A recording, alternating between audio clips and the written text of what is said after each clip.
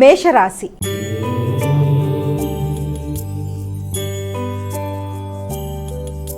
అమ్మ, మేషరాశి వారికి ఈరోజు ఏ విధంగా ఉంది? ఆశించిన ఫలితాలలో ఆకస్మికంగా ఆటంకాలు, ఆలస్యాలు లాంటివి ఏర్పడడం, తద్వారా కొంత ఘర్షణాత్మకమైన పరిస్థితులు లాంటివి ఎదుర్కోవడం, అంటే ర్యాష్ డ్రైవింగ్ లాంటిది. అంటే డ్రైవింగ్ చేసేప్పుడు తగిన జాగ్రత్తలతో ముందుకు వెళ్ళాలి. తొందరపాటు నిర్ణయాలు పనికిరావు.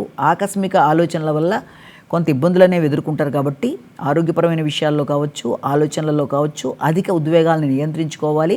తొందరపాటుతనంగా తీసుకునే నిర్ణయాల వల్ల, డ్రైవింగ్ వల్ల, అలాగే ఇతరులతో పోటీ పడి చేద్దాం అనుకుంటున్న కార్యక్రమాల వల్ల కొంత ఘర్షణలకి, ఇబ్బందులకి ఎదుర్కొనే అవకాశం ఉంటుంది. కాబట్టి బుర్రని సరిగ్గా పెట్టుకొని, అంటే మీ ఆలోచనలని, కాన్సన్ట్రేషన్ అన్నీ సరిగ్గా పెట్టుకుంటూ, అది విద్యార్థులకు విద్యకు సంబంధించిన విషయాల్లో కావచ్చు, లేకపోతే డ్రైవింగ్ చేసేవారికి కావచ్చు, వృత్తికి సంబంధించిన విషయాల్లో వృత్తి చేసేవారు కావచ్చు, ఎవరైనా సరే ఇలాంటి విషయాల్లో తగిన విధంగా ఆలోచనని ఉపయోగించుకుంటూ ముందుకు వెళ్ళి అనవసరమైన తొందరపాటు నిర్ణయాల్లోకి వెళ్లకుండా జాగ్రత్త పడుతూ ముందుకు వెళ్ళవలసిన పరిస్థితులు అయితే కనబడుతున్నాయి. వృషభ రాశి.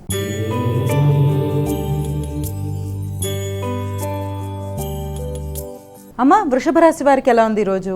నూతన పరిచయాలు, మైత్రి బంధాలు ఏర్పడతాయి.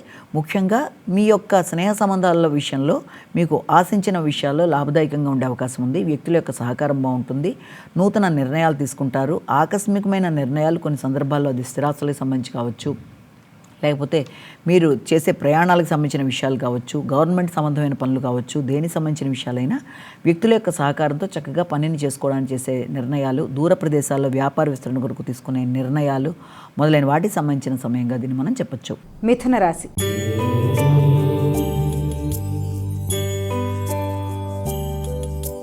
అమ్మ, మిథున రాశి వారికి ఎలా ఉంది ఈరోజు? శత్రు, రోగ, రుణాలకు సంబంధించిన విషయాల మీద దృష్టి కేటాయిస్తారు. ముఖ్యంగా అంటే మీ యొక్క రుణాలు ఏదైనా ఉంటే వాటిని చెల్లించేయడానికి ప్రయత్నం చేస్తారు. అలాగే ఇమ్యూనిటీ పవర్ పెంపొందించుకోవడానికి ప్రయత్నం చేస్తారు. ఈ నేపథ్యంలో వ్యక్తుల యొక్క సహకారాన్ని కోరుకుంటారు. ముఖ్యంగా తండ్రి, పెద్దల యొక్క సహకారం, ఉన్నత స్థాయి వ్యక్తుల యొక్క సహకారాన్ని కోరుకుంటారు.